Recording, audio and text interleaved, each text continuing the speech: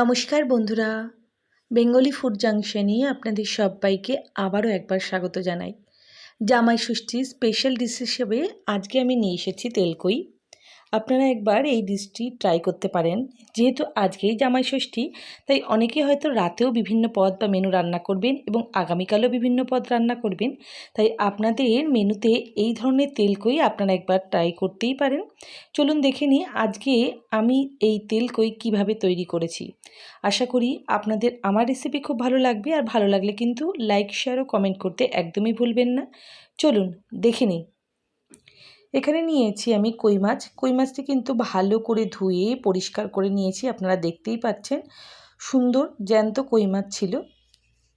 এর সাথে সাথে আমি এখানে নিয়েছি টমেটো বাটা, চেরা কাঁচা লঙ্কা, এখানে নিয়েছি আদা বাটা, ধনে পাতা, জিরে বাটা, লঙ্কা বাটা, এখানে নিয়েছি ধনে বাটা, কাশ্মীরি লঙ্কার গুঁড়ো, নুন, ধনে গুঁড়ো, হলুদ গুঁড়ো, গোটা জিরে, কালো জিরে ও শুকনো লঙ্কা।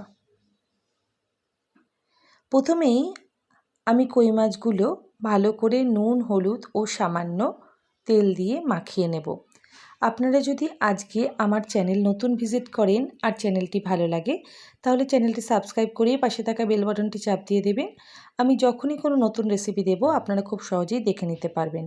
আর প্রত্যেক বন্ধুদের কাছে অনুরোধ রইল ভিডিওটি স্কিপ না করে পুরো ভিডিওটি দেখার, তাহলে আপনারা যখন রেসিপিটি তৈরি করবেন সেটি পারফেক্টভাবে তৈরি হবে।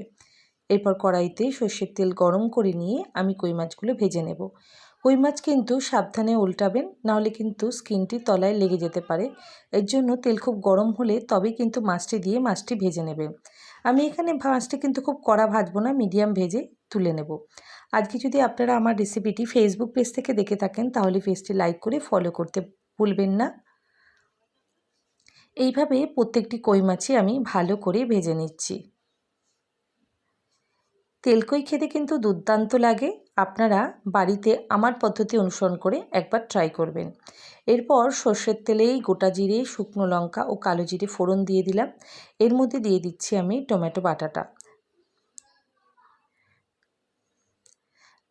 টমেটো বাটা দিয়ে আমি ভালো করে কষিয়ে নেওয়ার পর একে একে সব মশলা দিয়ে দেব। প্রথমে দিচ্ছি এখানে জিরে বাটা, তারপরে দিচ্ছি ধনে গুঁড়ো, এখানে দিচ্ছি আদা বাটা, এরপরে কাশ্মীরি লঙ্কার গুঁড়ো ও লঙ্কা বাটা, এখানে আমি সামান্য রাঁধুনি বাটাও দিয়েছি। এরপর সব কিছু ভালো করে কষিয়ে নিচ্ছি আমি, যতক্ষণ না মশলা থেকে সুন্দর গন্ধ বেরোয় আর মশলা থেকে তেলটিও ছেড়ে আসে। এরপর এখানে আমি কাশ্মীরি লঙ্কার গুঁড়ো দিয়ে দিচ্ছি সুন্দর রঙের জন্য। দিয়ে দিচ্ছি সামান্য হলুদ। তেলকইয়ে কিন্তু একটু তেল বেশি পরিমাণেই লাগবে। স্বাদ অনুযায়ী এখানে লবণ ও চেরা কাঁচা লঙ্কা দিয়ে দিচ্ছি।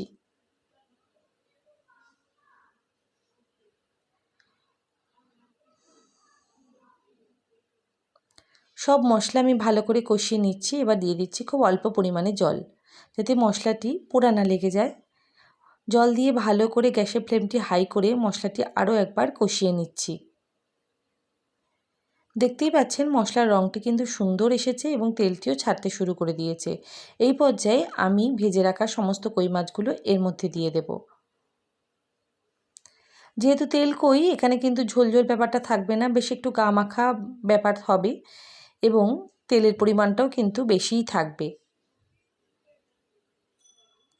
মাছগুলো দিয়ে খুব হালকাভাবে আমি সমস্ত মশলার সাথে মিশিয়ে নিচ্ছি। এরপরে আমি খুব সামান্য পরিমাণে জল এর মধ্যে অ্যাড করে দিচ্ছি।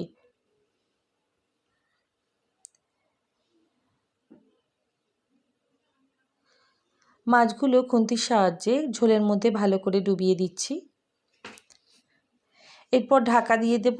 দিয়ে 10 মিনিট মতো রান্না করলে আজকে আমাদের তেলকই পুরোপুরিভাবে রেডি হয়ে যাবে। ওপর থেকে আমি ছড়িয়ে দিচ্ছি সামান্য ধনেপাতা।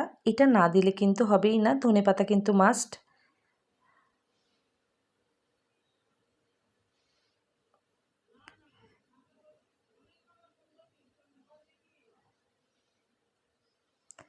দেখতেই পাচ্ছেন আজকে আমাদের তেলকই কিন্তু দারুণ রং নিয়ে রেডি হয়ে গিয়েছে। এরপর গরম ভাতের সাথে সার্ভ করুন তেলকই। আশা করি আমার রেসিপি আপনাদের খুব ভালো লেগেছে। আর সবাইকে অসংখ্য ধন্যবাদ ভিডিওটি দেখার জন্য। সবাই খুব ভালো থাকবেন। আর সবাইকে জামাই ষষ্ঠীর শুভেচ্ছা।